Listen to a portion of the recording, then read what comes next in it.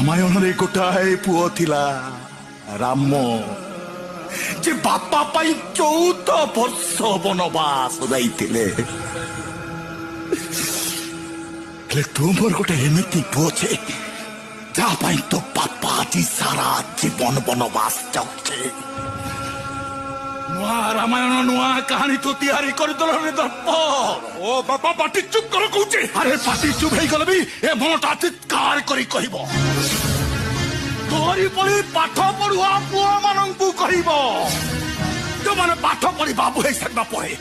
टंका और चाकिर पक्षी राजखोला छोड़ी निजर बापा माँ भाई भौणी को भूली जानती सेई मानंकु कहबो बाबू हे सारिबा पड़े बाबूर पोशाक तले तम देहरे जार रक्त बहुची बाबू हेला परे तमे कौन से रक्त को भूली गलो बाबा बोले तुई आकाशठू बड़ मन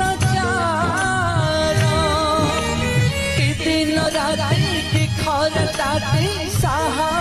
मर